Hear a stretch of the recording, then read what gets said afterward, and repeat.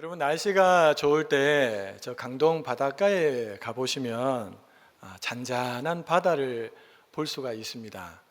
그런데 그 잔잔한 바다도 유심히 들여다보면 살짝 파도가 쳐서 밀려온다는 것을 한눈에 알아볼 수가 있습니다. 평상시에는 그런데 강한 바람이 불거나 태풍이 오면 그 잔잔한 파도가 집채만하게 아주 크게 2m, 3m 정도의 크기로 다가오는데 너무너무 무섭게 다가옵니다. 누군가 우리 인생을 넓은 그 바다 위에 떠 있는 작은 배라고 비유를 했습니다. 그리고 쉼없이 밀려오는 그 파도를 우리 인생에서 만나게 되는 문제들이라고 했습니다. 그러니까 작은 문제들도 우리 인생 가운데는 밀려오고, 때로는 정말 우리의 힘으로 감당할 수 없는 거센 파도와 같은 그런 인생의 문제도 우리의 삶 가운데 찾아온다는 것입니다. 미국의 철학자이자 작가인 엘버트 하바드라는 분이 이런 말을 했습니다. 살면서 아무런 문제도 없는 사람은 이미 인생이란 경기에서 제외된 사람이다.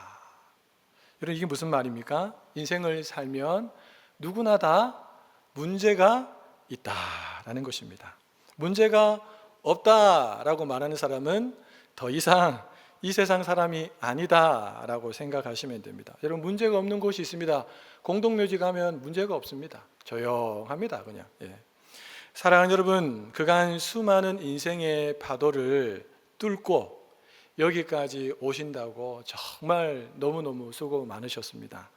여기까지 살아오신 것만으로도 충분히 박수를 받을 자격이 있습니다. 그런 의미에서 우리 옆에 계신 분들에게 지금까지 너무 잘 살아왔다고, 앞으로도 잘 우리가 주님 의지해서 살자는 마음으로 우리 박수 한번 하도록 하겠습니다. 우리 모두의 생각 속에는 인생을 살면서 크든 작든 문제가 좀 안 생겼으면 좋겠다라고 하는 바람이 다 있습니다. 그런데 여러분, 제가 감히 예언하건대 문제는 앞으로도 계속 올 겁니다. 그러니 문제를 만날 때 어떻게 대처하느냐, 이 대처 방안을 마련해 두는 것이 참 필요하다고 우리가 생각할 수 있습니다. 여러분, 우리가 절대 피해야 될 것이 있습니다. 그건 뭐냐면 문제를 만났을 때 이렇게 반응하는 것입니다. 왜 하필 나에게? 한번 따라해 볼까요? 왜 하필 나에게? 여러분, 이렇게 생각하는 순간 그 문제의 깊은 함정 속으로 빠져 들어가게 됩니다. 그러면 절대로 빠져나오기 힘듭니다. 신세 한탄만 하다가 문제 속에서 아무것도 건지는 것 없이 그렇게 문제를 맞이하고 문제를 떠나보내게 됩니다. 그럼 어떻게 우리가 문제를 대해야 될까요? 한번 저를 또 따라해 주시기 바랍니다. 올 것이 왔구나. 올 것이 왔구나. 여러분, 가을이 지나면 겨울이 오고 오늘도 낮이 지나고 나니까 밤이 왔습니다. 그러니까 올 것이 왔구나 라고 하는 아주 유연한 삶의 자세와 태도를 가지고 우리가 문제를 대해야 한다는 것입니다. 그럴 때 우리는 문제 앞에서 허둥대지 않고 이 문제를 풀어갈 수 있는 지혜를 얻을 수가 있습니다. 사랑하는 여러분, 많은 사람들이 질문합니다. 왜 하나님은 우리를 사랑한다고 하시면서 우리 인생 가운데 계속해서 어려운 문제들을 허락하시는 걸까? 여러분들도 이런 질문을 던져보신 적이 있으십니까? 왜 아들까지 주실 만큼 우리를 그렇게 사랑하시는 분이 왜 우리 인생 가운데 어려운 문제, 감당할 수 없는 문제, 힘든 문제를 계속 주시나? 여러 가지 많은 이유를 들 수 있겠지만 제가 내린 결론은 두 가지입니다. 한번 읽어볼까요? 문제를 통해 내가 얼마나 작은지, 그리고 우리 주님이 얼마나 크신지를 보여주기 위함. 여러분, 하나님은 이 문제를 통해서 제일 먼저 나를 낮추기를 원하십니다. 우리가 겸손을 배우기를 원하십니다. 내가 할 수 있는 것이 아무것도 없구나. 나 너무너무 부족한 인간이구나. 이 사실을 하나님은 우리가 제일 먼저 문제 앞에서 깨닫기를 원하십니다. 그리고 그것이 끝이 아닙니다. 문제보다 훨씬 더 크신 그 하나님을 진짜 경험하기를 하나님은 원하십니다. 여러분, 오늘 본문은 너무나 잘 알고 계시는 말씀이시죠? 예수님께서 제자들과 함께 건너편으로 가기 위해서 배를 타셨습니다. 근데 예수님은 여러분 앞서서 보시면 알겠지만 계속해서 가르치는 사역을 하셨습니다. 그래서 예수님이 배에 오르자마자 너무너무 피곤하셨던지 배 고물, 배 뒤쪽에 있는 곳에 베개를 베고 주무시기 시작합니다. 깊이 잠들었습니다. 그런데 얼마 뒤에 예수님과 제자들이 탄 배가 거센 광풍을 만나게 되지요. 여러분, 갈릴리 바다는 지중해보다 해면보다 200m 정도가 낮습니다. 그리고 갈릴리 바다 주변을 보시면 아주 높은 주위의 산들이 에워싸고 있는 것을 우리가 쉽게 알 수 있습니다. 그러니까 찬 공기와 뜨거운 공기가 만나면 갑자기 광풍이 확 불기도 하고 갑자기 그 광풍이 싹 사라지기도 하는 것이 바로 이 갈릴리 바다입니다. 여러분, 이 배에는 그간 갈릴리 바다에서 잔뼈가 굵은 어부들이 타고 있었습니다. 그런데 그들도 어찌할 수 없는 거센 광풍, 배를 막 집어삼킬 것처럼 이 광풍이 몰려오니까 그들도 어찌할 수가 없었습니다. 그냥 넋놓고 무서워하고 두려워하는 것 외에는 달리 할 수 있는 것이 아무것도 없었습니다. 여기서 우리는 질문을 던져야 됩니다. 누가 도대체 배를 타고 건너편으로 가자고 한 것일까? 그리고 예수님께서 함께 탄 배에도 거센 광풍으로 인해 어려움을 당한다는 것이 가능한가? 라고 하는 두 가지 질문을 던질 필요가 있습니다. 여러분, 누가 건너편으로 가자라고 하셨을까요? 제자들입니까? 예수님입니까? 예수님입니다.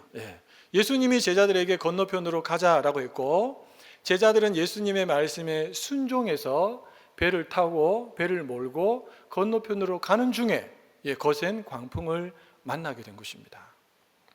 사랑하는 여러분, 순종했는데 내 힘과 지혜로 어떻게 할 수 없는 거센 광풍과 같은 어려운 인생의 문제를 혹시 만나보신 적이 있으십니까? 왜 순종했는데 더 힘들고 어려운 길이 열리게 되는 걸까요? 아버지 말씀에 순종해서 형님들이 잘 있나 보러 먼 곳까지 수고하며 갔는데 요셉은 어떻게 됩니까? 그곳에서 형님들에게 붙잡혀서 구덩이에 던져지고 죽을 뻔합니다. 순종해서 갔는데. 왜 만사형통이 아니라 순종해서 갔는데 만사불통이 되는 걸까요? 다시 두 번째 질문으로 가봅시다. 여러분, 예수님께서 함께 탄 배에도 거센 광풍으로 인해서 어려움을 당할 수 있을까요? 네, 있습니다. 예수님을 모신 인생에게도 거센 광풍이 불어와서 어려움을 당할 수 있습니다. 이런 본문은 그것을 우리에게 확실하게 보여줍니다. 확실하게. 여러분, 참고로 이 세상에 인생을 살면서 단 한 번도 거센 광풍을 만나지 않고 살아가는 하나님의 자녀는 없다라고 제가 감히 단언하여 말씀드립니다. 믿음 생활 잘 하다가 잘못된 길로 갈 때, 그때 거센 광풍이 여러분 불어오면 좋겠는데, 그렇죠? 또 하나님의 존재를 완전히 부인하고 내 마음대로 살고 있는 중에 거센 광풍이 불어오면 좋겠는데, 왜 순종하는 인생, 예수님을 모시고 잘 살아가고 있는 인생에게 거센 광풍과 같은 커다란 문제가 찾아오는 것일까요? 여러분, 그 이유는 순종하는 인생에게, 예수님을 모신 인생에게 하나님께서 크고 좋은 선물을 주시기 위함입니다. 이 사실을 우리 믿는 사람들은 반드시 기억해야 합니다. 반드시. 도대체 크고 좋은 선물이 뭘까요? 여러분, 갑자기 거센 광풍이 일어나자 제자들도 너무너무 당황했습니다. 나름대로 할 수 있는 일이라는 것은 배 안에 들어온 그 물들을 퍼내는 것, 그러면서 배의 균형을 맞추어서 최대한 파도를 유연하게 타면서 배가 깨지거나 뒤집어지지 않도록 하는 것이 그들이 할 수 있는 최선의 노력이었습니다. 그러나 해도 속수무책이었습니다. 힘만 빠질 뿐 아니라 조금 더 나아질 기미가 보이지 않았던 것이죠. 더군다나 그 상황 속에서 예수님은 뭘 하고 계셨습니까? 돕지도 않으시고 배 뒤쪽 편에서 고물에서 베개를 베고 주무시고 계셨습니다. 여러분, 제자들은 거센 광풍에 밀려서 거의 벼랑 끝과 같은 곳에 서 있게 됩니다. 그때서야 주무시는 예수님께 다가가서 예수님을 깨웁니다. 여러분, 퀴즈입니다. 한번 잘 들어보시고 답변해 보시기 바랍니다. 예수님이 진짜 주무셨을까요? 주무시는 척 하셨을까요? 예? 너무 피곤해서 그 거센 광풍 소리도 막 들리고 막 배도 막 아래 위로 막 바이킹처럼 더 심하게 요동치고 그런 상황 속에서 정말 피곤해서 예수님이 계속 주무신 걸까요? 아니면 주무시는 척 하셨을까요? 천국에 가셔서 예수님께 물어보시기 바랍니다. 저도 너무 궁금한 겁니다. 주님 정말 주무셨어요? 아니면 주무시는 척 하신 겁니까? 제자들이 예수님께 다가가서 이렇게 말합니다. 주님, 지금 우리가 죽게 되었는데 우리를 왜 안 돌아보십니까? 이 말은 뒤집어 말하면 도대체 주님 뭘 하고 계십니까 지금? 예? 뭐라도 좀 해보십시오. 일어나셔서 라고 하는 한탄이 섞인 말이지요. 여러분, 우리나라 동네 곳곳마다 커피 매장들이 가득합니다. 스땡벅스, 할땡스 커피, 울트땡 커피, 하삼땡 커피, 그리고 메땡 커피 등등등등 수많은 커피 매장들이 있습니다. 커피 브랜드가 얼마나 많은지 주변 사람들이 말하기를 우리나라를 향해서 커피 공화국이라고까지 부르고 있습니다. 여러분, 커피 좋아하십니까? 별로 안 좋아하십니까? 좋아하시면 제가 한잔 사드리려고 했는데 제가 아는 목사님 중에 커피에 진심이신 분이 계십니다. 물론 그분이 하나님께도 진심입니다. 커피에 진심인 분이 계십니다. 그래서 이분이 좋은 원두가 어디에 있다라고 하면 차를 몰고 가서 그 많은 돈을 주면서까지 사오시는 분이셨습니다. 또 커피 내리는 걸 얼마나 좋아하셨는지 모릅니다. 제가 그 목사님하고 대화 중에 이런 이야기를 들은 적이 있습니다. 저에게 이렇게 말씀하셨어요. 목사님, 원두 커피의 맛을 제대로 느끼려면 원두를 로스팅, 볶는 과정, 이 과정이 너무너무 중요합니다. 이런 이야기를 하신 적이 있습니다. 이 목사님 말에 의하면 원두를 충분히 볶지 않으면 신맛이 난대요. 신맛. 근데 너무 원두를 볶으면요, 탄맛이 난대요. 그래서 원두의 맛을 제대로 내려면 적당하게 볶아야지만 최고의 커피 맛이 나올 수 있다라고 합니다. 물론 요즘에 신맛 커피를 좋아하시는 분들도 계시고 탄맛 커피를 좋아하시는 분들도 계십니다. 사랑하는 여러분, 제가 그 이야기를 들으면서 이런 생각을 좀 했습니다. 어찌 보면 예수 믿는 우리 모두가 원두가 아닐까? 원두 그 자체로 커피 맛을 여러분 낼 수 있을까요? 커피 맛 못 냅니다. 우리 자체로는 이 소금의 맛을 제대로 낼 수가 없습니다. 커피 맛을 내려면 반드시 로스팅 과정, 볶는 과정이 필요하듯이 우리 또한 그리스도인으로서 이 세상 속에서 소금의 맛을 제대로 내려면 거센 광풍과 같은 문제들 속에서 볶이는 과정들이 반드시 필요하다는 것입니다. 여러분, 문제를 만났을 때에 내가 해야 할 일은 뭘까요? 최고의 바리스타가 되시는 하나님의 손에 그저 나를 맡기는 것입니다. 안 볶이려고 이래 도망가고 저래 도망다니다 보면 빨리 문제에서 벗어나려고 머리를 굴리고 애를 쓰고 하다 보면 여러분 제대로 뽑히지 않습니다. 하나님이 문제를 내놓으셨는데 자꾸 머리를 써서 그 문제 밖으로 나가려고 하거나 다른 방법을 자꾸 추구하고 뭔가를 하려고 하는 순간 그 문제에서 나왔다 할지라도 여러분 하나님은 그를 너무 사랑하시기 때문에 또 다른 문제를 그의 인생 가운데 짠 하고 이렇게 내미십니다. 또 도망가면요 또 하나님이 또 다른 곳에서 또 짠 하고 문제를 내십니다. 왜냐하면 우리를 너무 사랑하시기 때문입니다. 그러니까 문제를 만나면 여러분 제일 우리가 해야 될 일은 그저 하나님께서 내신 문제구나, 내가 하나님께 맡겨야 되는구나 라고 생각하고 내 힘을 다 빼는 것입니다. 여러분 감당할 수 없는 문제 앞에서 자신을 잘 내어드린 분들이 성경 속에 곳곳에 나옵니다. 대표적인 사람이 고난의 끝판왕이라고 불리는 욥입니다. 욥.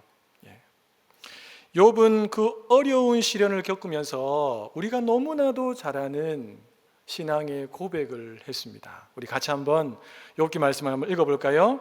내가 가는 길을 그가 아시나니 그가 나를 단련하신 후에는 내가 숨근같이 되어 나오리라. 아멘. 욥은 알았습니다.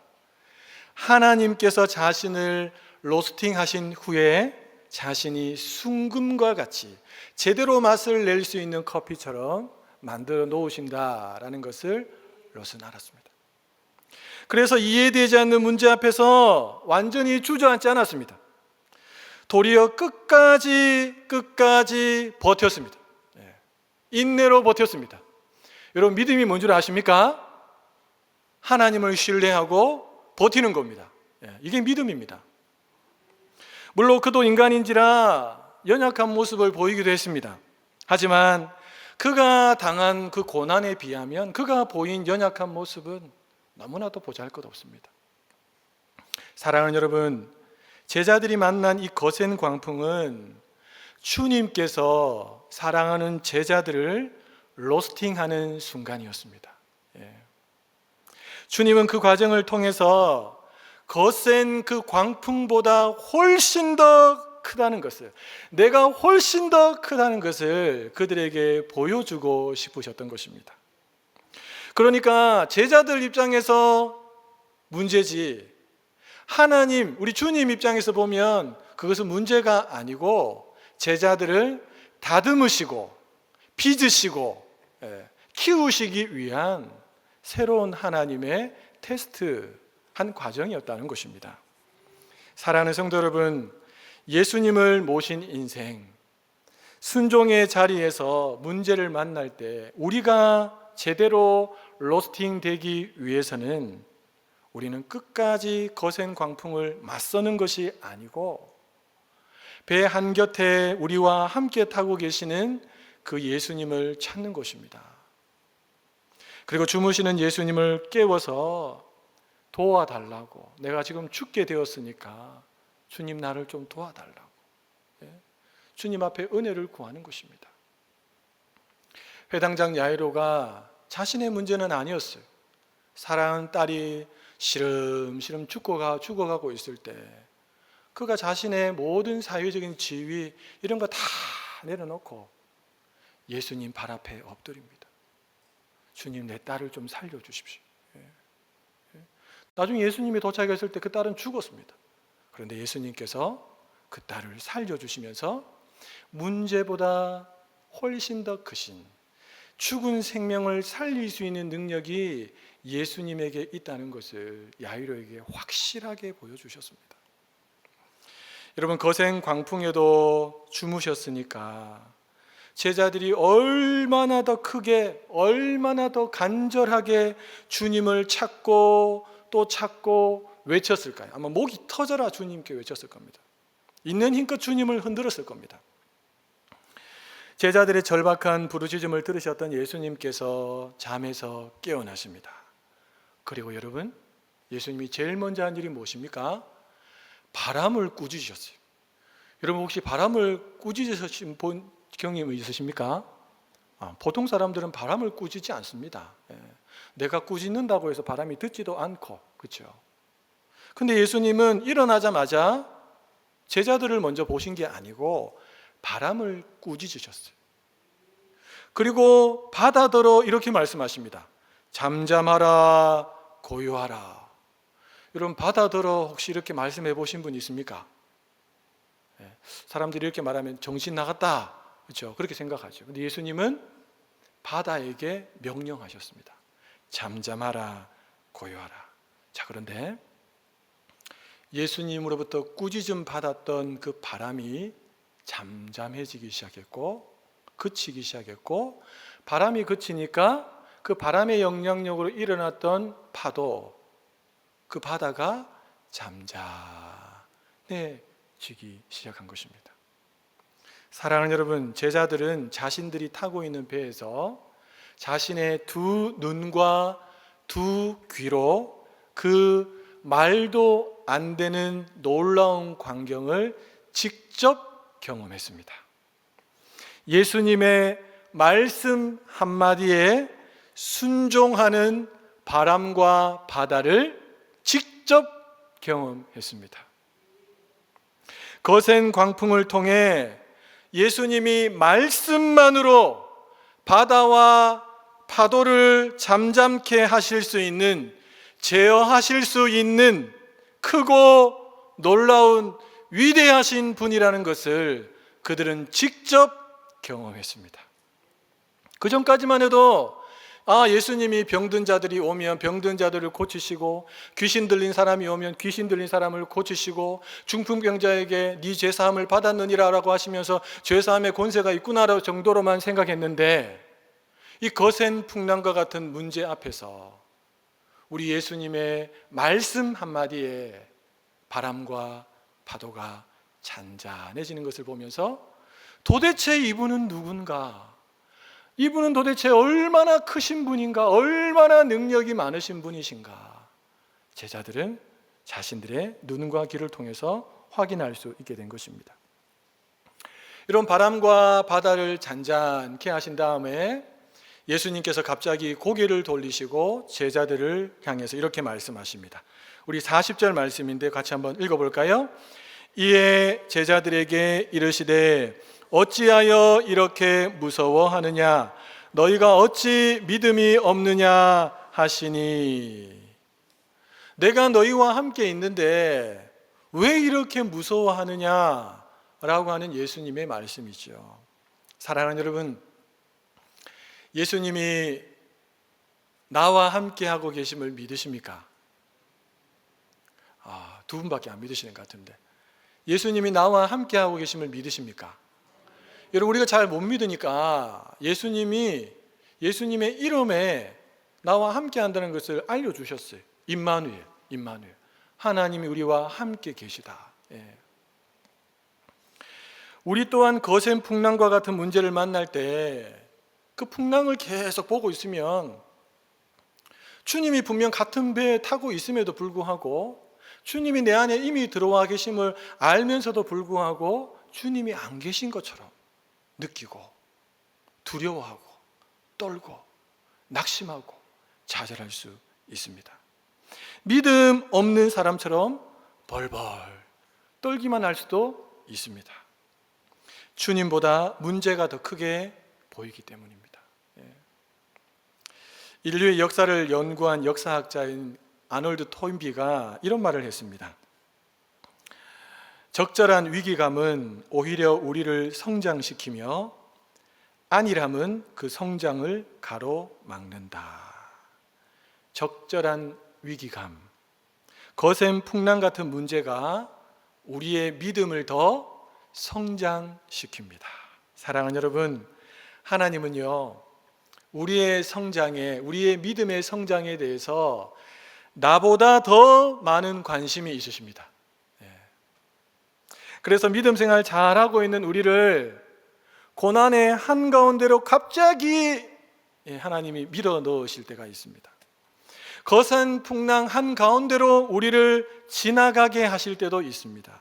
물론 그 자리에 주님은 우리와 함께 하고 계십니다.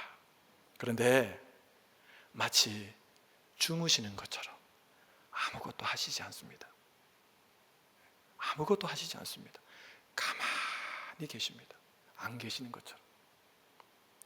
우리가 먼저 나서서 주님 앞에 도와달라고 말하기 전까지 주님은 우리가 갖고 있는 지혜, 힘, 모든 것이 빠지고 난 그때까지 기다리고 계십니다. 주님 아니면 안 됩니다. 주님 아니면 이 죽음의 위기 속에서 나를 건져낼 사람이 없습니다 라고 하는 그 진짜 고백이 나올 때까지 주님은 가만히 계십니다. 앞서도 말씀드린 것처럼 그곳에서 우리가 해야 할 일은 이런 빨리 주님을 찾는 것입니다. 주님의 도움을 구하는 것입니다. 그리고 주님께서 일하시는 것을 보고 크고 놀라우신 그 하나님을 알아가는 것, 이것이 바로 우리가 해야 될 일입니다. 여러분 41절을 보십시오. 조금 전까지만 해도 거센 풍랑으로 두려워하던 제자들이 이제는 거센 풍랑을 잠재우신 예수님을 심히 두려워하는 자들로 바뀌어졌습니다. 누가 더 크다는 겁니까? 주님이 훨씬 더 크다는 것을 알게 된 것입니다. 두려움의 대상이 거센 풍랑에서 예수님으로 바뀌었는데 그냥 살짝 바뀐 게 아니고 주님이 훨씬 더 두려운 분이라는 것을 알게 되었다는 것입니다. 사랑하는 성도 여러분, 하나님은 우리가 머리로만 하나님은 크신 분이야, 하나님은 좋으신 분이야, 하나님 무엇이든지 다 가능한 분이야 라고 아는 데서 그치기를 절대로 원치 않으십니다. 우리의 전인격적으로 하나님을 알기를 원하십니다. 그러니까 하나님을 제대로 한번 이렇게 탁 만나서 하나님 우리의 믿음을 갑자기 확 키우시는 그런 시기가 있다는 것입니다. 여러분, 하나님은 그래서 의도를 가지고 우리를 문제 한가운데로 밀어넣으십니다. 밀어넣으세요. 거기서 기도로 하나님을 찾도록 우리를 밀어넣으세요. 그리고 찾는 그에게는 하나님이 크심, 하나님의 능력, 하나님의 지혜, 하나님의 사랑이라고 하는 선물을 주십니다. 삶으로 하나님을 맛보게 해주시는 것입니다. 여러분, 그때부터 진짜 신앙생활이 시작됩니다. 그 전까지는요, 종교생활일 가능성이 높습니다.